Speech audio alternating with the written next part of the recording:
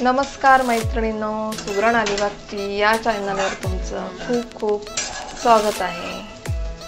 आज आपण या व्हिडिओमध्ये करणार आहोत मऊसूत स्वादिष्ट अशी सडसडीत उपवासाची खिचडी। इथे तुम्ही पाहू शकता मी 1 वाटी कच्चे साबुदाणे घेतलेत। आज आपण बनवणार आहोत साबुदाण्याची उपवासाची खिचडी। 1 ग्लासभर पाणी मी या साबुदाण्यात ओतून हे साबुदाणे असे स्वच्छ धुवून घ्यायचे। यामधील आपण पाणी काढून घेऊयात। इथे तुम्ही पाहू शकता मी साबुदाण्यातील हे सर्व पाणी काढून टाकले आहे। आता हे असे साबुदाणे आपण झाकण ठेवून 1 तास भिजत ठेवूयात। A few minutes later. इथे तुम्ही पाहू शकता साबुदाणे हे छान असे भिजलेले आहेत। ज्यावेळेला साबुदाणे भिजून होतात त्यावेळेला या साबुदाण्यांचं प्रमाण असं दुप्पट होतं। इथे तुम्ही पाहू शकता इथे मी साबुदाणे ज्या वाटीनेच मोजले होते त्याच वाटीने मोजून दाखवते।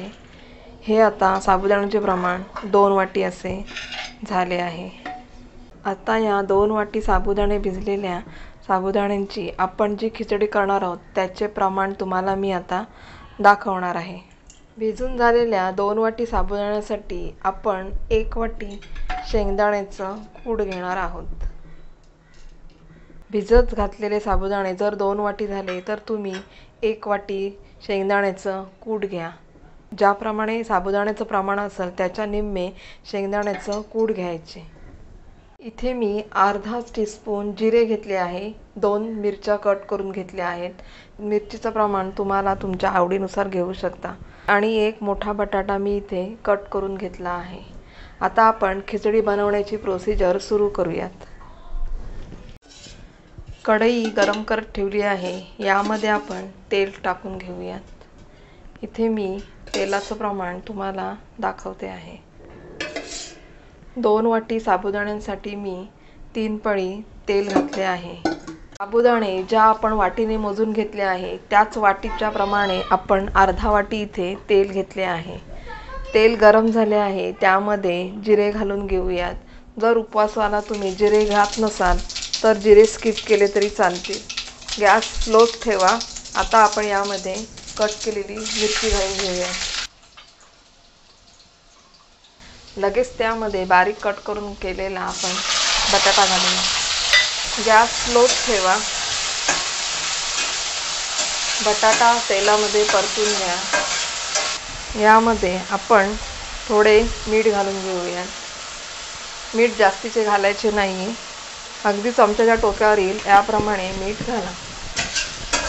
हे असे हा बटाटा आपण एकत्र मिक्स करून घेऊया।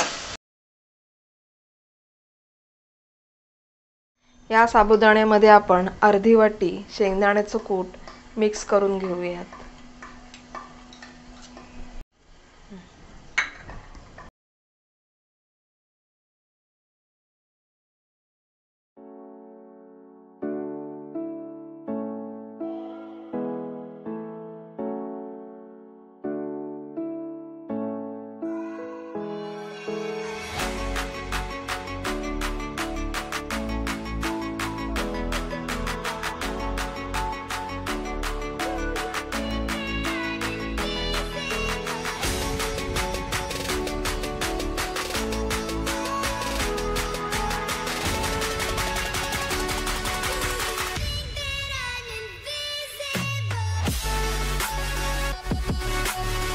तीन मिनिट झाले आहेत। इथे तुम्ही पाहू शकता खिचडी ही तयार झाली आहे।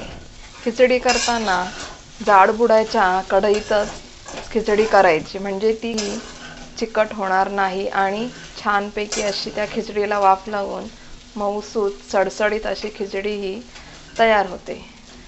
मऊसूत सडसडीत अशी खिचडी आपली तयार झाली आहे। ही व्हिडिओ जर तुम्हाला आवडली असेल तर या व्हिडिओला नक्की लाईक करा, शेअर करा आणि सबस्क्राईब करायला विसरू नका।